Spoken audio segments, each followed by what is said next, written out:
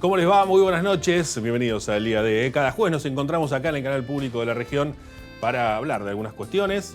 Hay mucho para hablar, sí, hay mucho. ¿Alcanza con media hora semanal? No alcanza con una semana para tratar de explicar lo que resulta difícil de explicar en estos tiempos.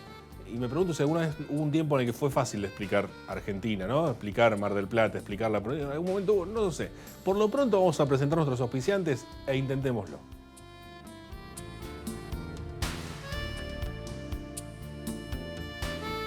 Auspician este programa. Sindicato de Empleados de Comercio Zona Atlántica. UTE, El Libertador. Sindicato Luz y Fuerza, Mar del Plata. A la dificultad, como si fuesen los Juegos Olímpicos, ¿no? Se le agrega un extra, que es el tiempo. Me dijeron, tenés 3 minutos. ¿Cómo hago en 3 minutos? Digamos, no podía hacerlo en una semana, no lo voy a hacer en 3 minutos. Entonces prefiero quedarme con una reflexión. Es el espacio de la reflexión, de la opinión, del pensar o tratar de compartir algún parecer, ¿no? Que algunas veces estaremos de acuerdo, otras no, que estará equivocado, que estará acertado. Que será empático, porque creo que la palabra empatía, ¿viste? Ahora se usa para todo y quizás, ¿no? Soltar, empatía, ¿no? Una frase de Instagram que aparece ahí, ¿no? No sé. Quizás genere algún tipo de empatía en alguien, con eso me conformo. O quizás simplemente lo expreso y me entenderán o no y listo. Cualquier resultado que hubiese tenido la elección me hubiese angustiado y esto es un poco la sensación que me queda. Cualquier situación o cualquier escenario posible no me gustaba. Como no me gusta este escenario que tenemos hoy. Y no hablo de esta escenografía, por supuesto, está genial y trabajan muchísimo acá nuestros compañeros y compañeras de canal. Hablo de cualquier escenario político, partidario que hubiese aparecido. Es la primera vez que tengo esta sensación, porque me puede gustar más o menos la persona, el partido, la coalición de gobierno que haya ganado la elección. Pero siempre tenía por ahí más afinidad, no sé si completa, pero más afinidad con un sector que con otro, ¿no? Esta cuestión que nos debe pasar a todos cuando hay elecciones. En este caso no me gustaba ninguna opción. No me gustaron las opciones que quedan, que hay, que hubo. No me gusta la opción ganadora, no me gusta la opción perdedora. No me gusta ir al almacén y pagar lo que pago y estar angustiado por eso. No me gusta pensar en la posibilidad de perder ni un centímetro de democracia, porque creo que es con más democracia, no con menos democracia. Claro que hay 40 años de democracia que están cumpliendo ahora, por este 2023. Y en esos 40 años de democracia nosotros la parimos como argentinos, más allá de tanta sangre y tanta lucha para lograr la democracia, bajo la consigna de que se come, se educa y se cura con la democracia. Y no sé si está pasando eso. Más o menos está pasando eso. ¿Y es democracia cuando uno no tiene opción para votar? ¿Es democracia cuando uno se encuentra con esta angustia? Está bien, no es con menos democracia, es con más democracia. Digo, porque la discusión pareciera que la elección se basó en eso. En democracia sí o no. No importa el 140 de inflación, que un tipo con la guita pública se vaya a un yate con su novia o su amante de turno al Mediterráneo. No importa si un tipo anda con 20 tarjetas de débito sacando plata del Estado. No importa nada.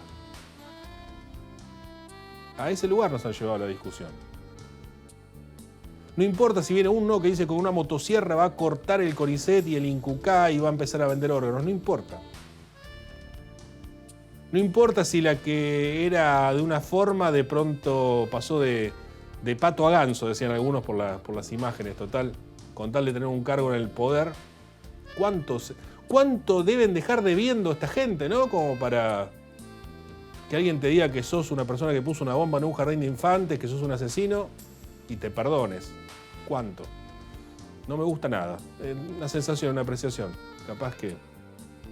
Capaz no sea la correcta ni la más democrática, pero no me gusta nada. Lo siento. Es una opinión, no tenía más tiempo, así que simplemente quería compartirla con ustedes. Vamos a una pausa, ya volvemos. Viajar en colectivo te conviene.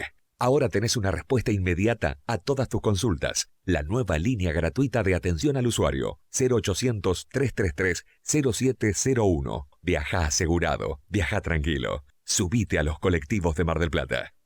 Sindicato Luz y Fuerza Mar del Plata. 25 de mayo, 4135. Comunicarte con OCE es cada vez más simple. Ya podés hacer consultas y gestiones por WhatsApp. 2236 94 8900. Actualiza tu factura, ingresa tu reclamo, consulta tu deuda y lugares de pago. Gestiona tus trámites. Somos OCE, siempre cerca.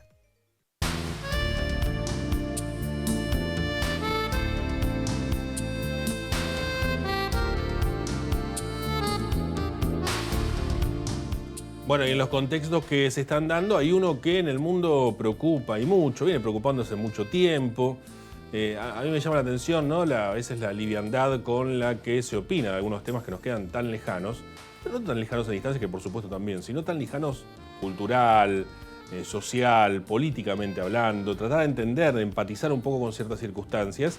Y no digo esto, no uso la palabra justificar, porque no hay justificación para un conflicto de tan larga data, pero sí, por lo menos tratar de entender un poco de algunas cuestiones que nos quedan sinceramente muy extrañas, ¿no? Muy extranjeras a lo que sería una postura posible desde aquí. Sin embargo, me siento en un café y escucho Palestina-Israel como una cuestión así tan liviana y tan sencilla, y tomando posturas como si estuviésemos hablando de Boca o River.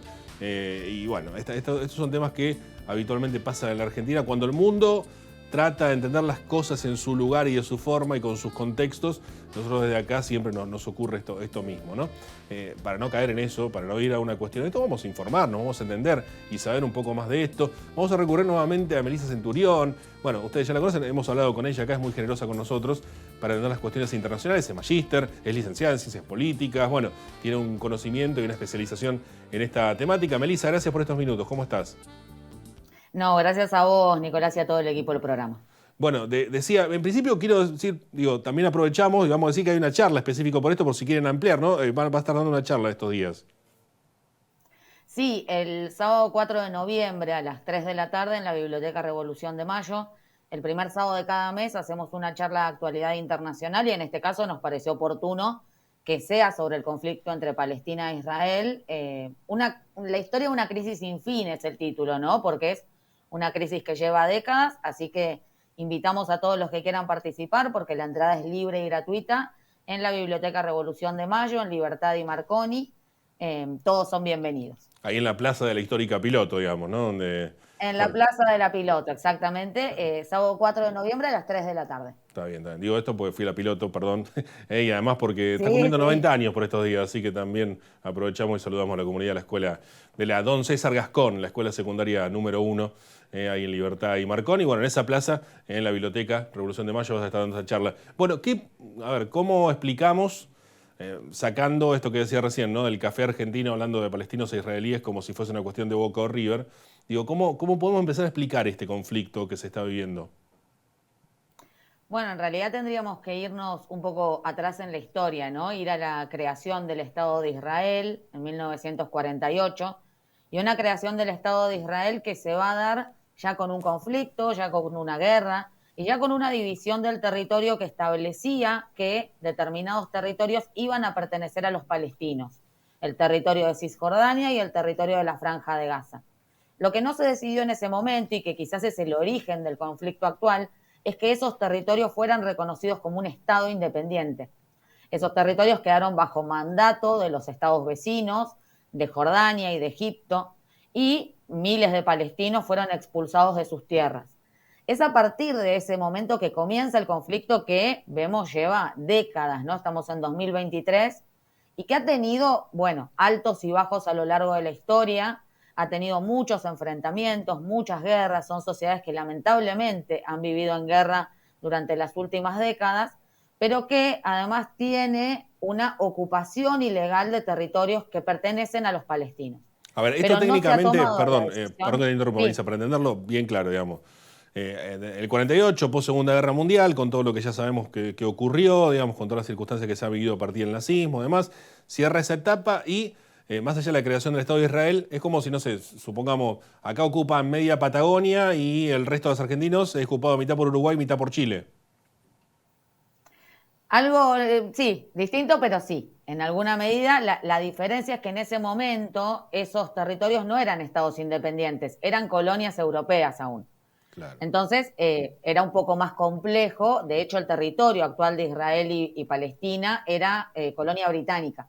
Va a ser decisión de los británicos que Israel se formara en ese territorio, pero con un mapa que establecía una división de territorio para los palestinos, que eran quienes habitaban ese espacio antes de la creación del Estado de Israel. El asunto es que con el correr de los años Israel fue avanzando sobre esos territorios y en los últimos años, sobre todo, incluso generando asentamientos de israelíes dentro de los territorios palestinos. También lo cierto es que todos estos años, sin una solución por parte de la comunidad internacional que le dé la independencia a Palestina, fue generando movimientos violentos, movimientos que podemos considerar terroristas como Hamás, que luchaban o plantean una lucha contra la ocupación, pero de forma violenta. Es decir, no vamos a justificar en ningún caso lo que ha sido el ataque criminal de Hamás hace un poco más de 2 semanas, pero lo cierto es que, y tal como lo dijo el secretario general de las Naciones Unidas hace 2 días, no se justifica la violencia, pero hay que comprender una historia de ocupación de territorios de forma ilegal sobre los palestinos. ¿Tuvo alguna chance, los palestinos tuvieron alguna chance alguna vez cuando esto nace, que son expulsados de su territorio, que en Beirut se empiezan a generar, en el subterráneo, empiezan a generarse Hamas y los movimientos palestinos que yo considero terroristas, digamos, y me parece que es una determinación lógica por la forma en la que actúan, movimientos violentos, digo, y que condeno, por supuesto, el ataque contra Israel, digo, pero ¿hubo alguna otra alternativa de formación? Digo, ¿se le dio el lugar o el espacio necesario como para poder discutir en espacios diplomáticos estas cuestiones? Sí, de hecho la discusión diplomática se realizó durante décadas y tuvo mucho apoyo la causa palestina en alguna etapa, pero en los últimos años un poco la fue perdiendo, ¿no? Si uno después podemos hacer una explicación de por qué ahora este ataque de Hamas y que tiene que ver un poco con el abandono de la causa palestina por parte de la comunidad internacional en general, pero sobre todo por parte de los países árabes, que eran quienes la habían sostenido ese apoyo, ese acompañamiento a la necesidad de la independencia, la solución de los 2 estados, que es la solución final a la paz entre Israel y Palestina. En un momento estuvo muy cerca de firmarse esa paz, de encontrar la solución de los 2 estados, y el primer ministro de Israel, Yitzhak Rabin, que era quien promovía esta solución, fue asesinado por los sectores más radicalizados de Israel.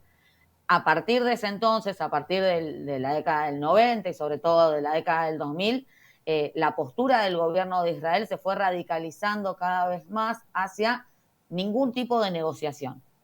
Y esto es lo que también fue generando del otro lado, con divisiones propias de los palestinos que tenían un liderazgo en Yasir Arafat que era negociador y que a la muerte de Arafat genera esta división entre estos sectores violentos, terroristas de Hamás, y sectores más moderados, los sectores de Al-Fatah que gobiernan en Cisjordania, en la cabeza de Mahmoud Abbas, que aún buscan negociar, pero que hoy, por ejemplo, encuentran entre los palestinos poco apoyo porque la negociación no ha servido de alguna manera, no ha llevado a ningún puerto. Y en realidad lo que ha pasado a lo largo de los últimos años es que Israel ha ido avanzando más sobre los derechos de los palestinos. La normalización de relaciones que se dio con países de la región como Emiratos Árabes Unidos, Bahrein, Marruecos, Sudán, fue mostrándole a los palestinos que empezaban a quedarse cada vez más solos y, aunque no es la forma, por supuesto, ¿no? Esto explica por qué se da este ataque en este momento, no lo justifica de ninguna forma. Este ataque se da en este momento para visibilizar la situación, la causa, la necesidad de la solución de los 2 estados. En ese sentido, lo logra el movimiento Hamás, el costo es enorme. El costo es enorme, por supuesto, en la vida de los israelíes, estos 1.300, 1.400 israelíes fallecidos en el ataque, pero además en los miles de palestinos a partir del ataque desmedido de Israel en los últimos días. Melissa, me voy a centrar en la Fonte, porque me gusta pagar el café caro. En el Café de la Fonte, acá de la esquina, ¿no? Y me voy a sentar ahí y voy a empezar a hablar acerca de este conflicto desde ese lugar, ¿no? Unas personas se sientan en una mesa de café y justo se encuentra con alguien que sabe que sos vos en este caso. Y me voy a arriesgar a decirte algunas premisas o algunas ideas. Digo, A mí me enseñaron históricamente en el periodismo que cuando un conflicto se sostiene en el tiempo es porque a alguien le conviene.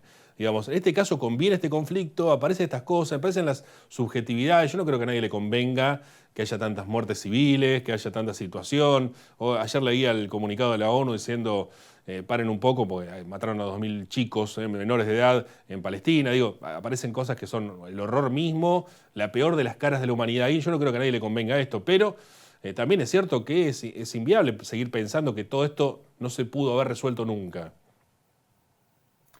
No, por supuesto que hay varias explicaciones. Hoy la escalada no le conviene a nadie. Justamente por eso es que tanto los países árabes como Estados Unidos, como Naciones Unidas buscan que el conflicto desescale. Sobre todo porque no implica solamente a Israel y Palestina, implica a otros actores regionales. Implica Arabia Saudita, implica Irán, implica Líbano, implica la participación de Estados Unidos, que ya envió 2 portaaviones, pero puede implicar la participación de China, que ya hizo declaraciones. Es decir, no se trata solo de un conflicto entre Israel y Palestina, como ha sido históricamente, al menos en este momento. Lo cierto es que convenir no le conviene a nadie, pero sí Israel ha tenido apoyos muy importantes por parte de Estados Unidos y Gran Bretaña, que de hecho han bloqueado resoluciones en el Consejo de Seguridad en estos días. Es muy acertado lo que planteas de Naciones Unidas, ¿no? Una organización que es muy criticada y que históricamente no toma mucha postura en estos conflictos. Fue tajante el secretario general al plantear que el ataque de Hamas no es justificable, pero que hay que recordar más de 65 años de ocupación y que Israel no tiene un cheque en blanco. Y la respuesta de Israel fue prohibir las visas para los funcionarios de Naciones Unidas y pedir la renuncia del secretario general de la ONU. Si estamos viviendo un conflicto directamente en el seno de Naciones Unidas, los únicos que se benefician con los conflictos armados son los que hacen armas y los que venden armas, ¿no? Y esto lo venimos viendo desde el inicio de la guerra en Ucrania, que quienes venden armas, la corporación industrial militar a nivel mundial, pero también dentro de los Estados Unidos, son los únicos que se benefician porque el gasto en armamento crece. Joe Biden pidió hace muy poquito al Congreso de Estados Unidos la aprobación de más de 17.000 millones de dólares en ayuda militar para Israel, y todo ese dinero, independientemente de dónde salga, va a parar a las arcas de las empresas que fabrican armamento y que lo único que han hecho en estos últimos años ha sido enriquecerse. Melissa, uno tranquilamente y lógicamente, y en mi caso sin ninguna duda, hablo de terrorismo de Hamas y hablo del ataque palestino brutal, del sector radicalizado brutal, pero siempre me pareció esto también, ¿no? De que unos son terroristas y los otros están dentro de la legalidad, sin embargo todos matan.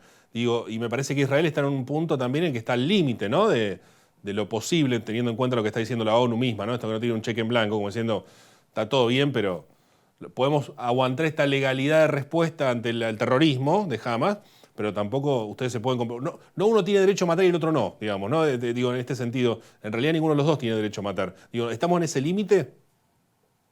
Estamos en el límite en el cual la legítima defensa establecida por la ONU ya no es lo que está sucediendo. Es decir, no es legítima defensa en la medida en que se violan los tratados internacionales. Estas son las denuncias de los últimos días, que se lo está acusando a Israel de crímenes de guerra, porque el ataque a civiles, el ataque directo a civiles y además a infraestructura, en estos últimos días se han bloqueado fuentes de agua, fuentes de electricidad, estuvo bloqueada durante muchos días la ayuda humanitaria, y todas esas medidas van en contra de lo que establece el derecho internacional. Es decir, el derecho internacional establece que la guerra existe, pero que en la guerra hay reglas, hay límites, sobre todo para los estados. Es decir, a un grupo terrorista no le puedo pedir que cumpla la ley porque es un grupo terrorista y ya está fuera de la ley.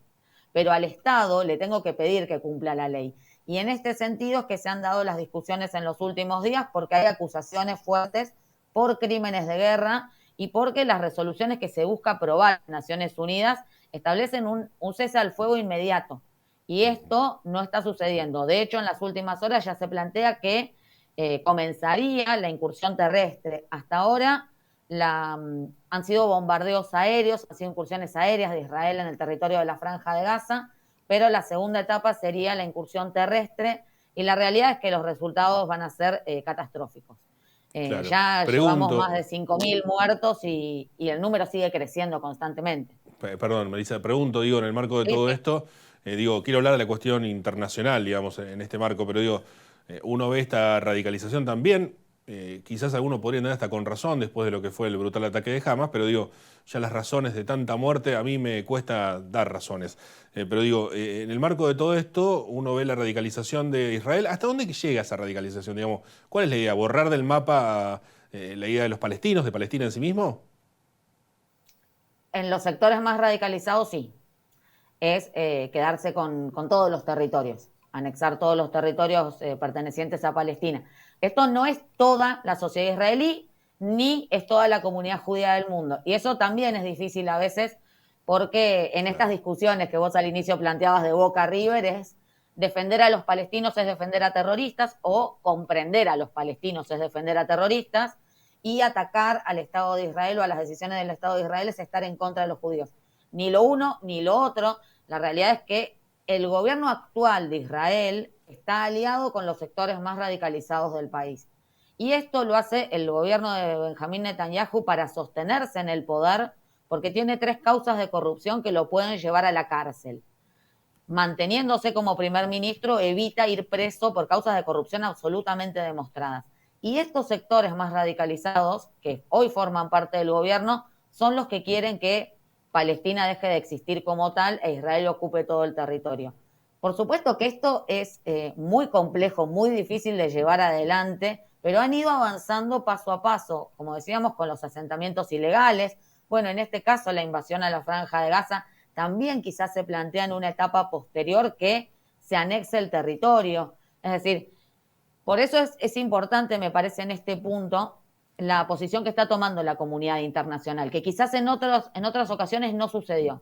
Y esto también se da porque hay movilizaciones muy fuertes de la sociedad civil, que tampoco se daba. Mucha gente saliendo a las calles, veía imágenes en el estadio que jugaba el equipo del Celtics de fútbol, veía imágenes en Bangladesh, veía imágenes, por supuesto, en distintos países europeos, de la gente, y en los países árabes es enorme el apoyo a la causa palestina.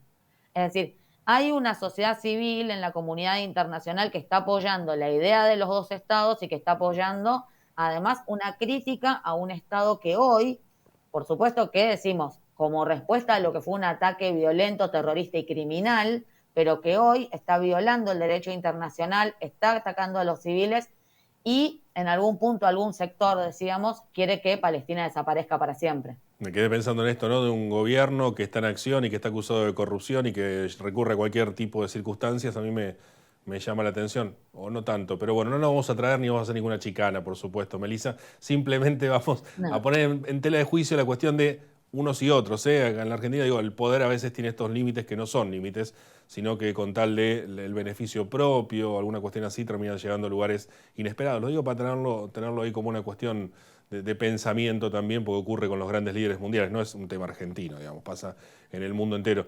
Una última pregunta, porque estamos casi sin tiempo, me parece que es inevitable, lo dijiste al pasar, es el contexto mundial, digamos, para este conflicto, que no se quiere una escalada, pero sin embargo una tensión tremenda, ya desde Rusia-Ucrania, ya desde otros sectores, la presencia del Medio Oriente ahí mismo ya históricamente, la cuestión China, la cuestión, digo, hay mucho en juego y hay mucha tensión en este momento. Hay muchísimo en juego porque, como decíamos, es un conflicto que si escala los involucra a todos o a muchos, ¿no? Involucra a todos los países árabes, involucra a China, involucra a Estados Unidos, podría involucrar a Rusia también, que tiene presencia en Medio Oriente, Gran Bretaña. Es decir, la guerra en Ucrania, que comenzó a principios del 2022, no se resolvió. Llega este conflicto, hace algunas semanas además estábamos hablando del avance, la invasión de Azerbaiyán sobre el territorio armenio de Artsaj, algo que pasó totalmente olvidado, pero que también fue un conflicto de este año. Hay mucha tensión en el Indo-Pacífico con lo que puede suceder con Taiwán. Entonces, la idea de la Tercera Guerra Mundial, que siempre se plantea como una amenaza, bueno, quizá la estamos viviendo de forma fragmentada. La realidad es que todos apuntamos a que este conflicto no escale, no solamente por lo que implica dentro de la región, sino por lo que implica para todo el mundo. Hemos vivido episodios violentos en Europa, hemos vivido episodios violentos alrededor de todo el mundo en esto del Boca River, en esto de los odios que crecen. Y la realidad es que el mundo está atravesando momentos difíciles en lo económico, en lo social, en estos conflictos que no terminan. Hoy esperamos en estos próximos días quizás una solución o un posicionamiento más fuerte de algunos actores del sistema, que no está sucediendo. Y esto que decíamos, ¿no? El mundo está viviendo momentos muy complejos, muy difíciles, también nuestro país, pero lo digo para entender que nuestro país es parte de un contexto internacional, que estamos llegando al final del año y la realidad es que 2023 nos deja un saldo bastante negativo en estos términos. La escalada de este conflicto implica que muchos actores regionales intervengan. Y si algo lograron, en alguna medida, ha sido unir a los países árabes en defensa de la causa palestina. Un dato que me parece que no es menor: Arabia Saudita e Irán tenían las relaciones rotas hace décadas. De la mano de China restablecieron relaciones diplomáticas hace algunos meses, y en el marco de este conflicto han mantenido conversaciones los líderes de esos países, reuniones sus cancilleres, buscando, bueno, somos los líderes de la región, ¿cómo podemos solucionar esto? ¿Cómo podemos lograr un alto al fuego, una desescalada, que es el objetivo de máxima que tenemos todos en este momento, quienes seguimos de cerca el tema, y que se dejen en estos conflictos, ¿no? Los civiles son quienes pagan siempre, ¿no? Son los que resultan dañados, son los que resultan heridos, son los que resultan muertos, y esto me parece que tiene que ser siempre el foco principal. Decíamos, nadie tiene licencia para matar, nadie debería poder matar. Estamos en 2023, no deberíamos estar hablando de conflictos, de guerras, que tienen que ver en este caso con un territorio, que tienen que ver con cuestiones que se pueden solucionar si de ambas partes se genera alguna posibilidad de una solución diplomática. Y por supuesto, en este caso, a título personal, la solución de los dos estados. Palestina tiene que ser reconocida como un estado independiente, como debió haber sido en 1948. Sí, seguramente, digo, en el marco de todo esto, la perspectiva es de incertidumbre, digamos, más allá de que nadie quiere la escalada, más allá de que está todo muy tenso afuera, más allá de que incluso los actores fuertes están buscando soluciones como para no echar más nafta a este conflicto. Digo, sin embargo, la situación no está resuelta, ni mucho menos. No, en absoluto. En absoluto, la incertidumbre es total y vamos siguiendo minuto a minuto, hora tras hora lo que va pasando, porque las declaraciones van escalando. Benjamín Netanyahu declaró en el día de ayer que los palestinos son seres de las tinieblas, ¿no? Y estos discursos son muy peligrosos. Son muy peligrosos. Se está hablando también en estas últimas horas ya de la incursión terrestre. Es incertidumbre y es la expectativa de que la solución sea la mejor, pero sin una confianza absoluta en ello. Claro. Melissa, muchísimas gracias por estos minutos, por tu claridad, por permitirnos también entender un poco más a nosotros que nos sentamos en la mesa de café, poder escuchar a alguien que sepa. También te puede ir a escuchar a vos entonces la semana que viene, pero en principio gracias por estos minutos. Gracias a ustedes. Hasta pronto. Melissa Centurión, referente, además licenciada en Ciencias Políticas, magíster, especialista en temas internacionales. La claridad de poder tener un conflicto tan complejo, tan profundo, con tanta historia, con tanto en juego en este momento, tanto como la paz mundial, básicamente, y de eso se trata un poco, ¿no? En este sentido. Y fíjense ustedes, digo, varias apreciaciones que algunas hemos hecho ya en la pasada, cómo algunos de estos conflictos tienen otros orígenes y otros intereses dando vuelta, incluso hasta por momentos intereses personales o de poder. Para notar ahí, sin trasladar, sin hacer ninguna cuestión, ¿no? Las cuestiones de poder llevan hasta incluso poner la paz mundial en juego. Bueno, justamente de eso se trata, digo, las cuestiones de poder personal, individuales, ¿no? Partidarias. Esto es un poco el mensaje, o por ese lado también me quedo con una de las apostillas de un conflicto en un mundo un poco disperso y conflictivo que estamos viviendo por estas horas. No tenemos más tiempo, así que los esperamos el próximo jueves aquí en el canal público de la región, el canal de la Universidad Nacional de Mar del Plata. Tengan una buena noche, será hasta la próxima. Gracias, chau.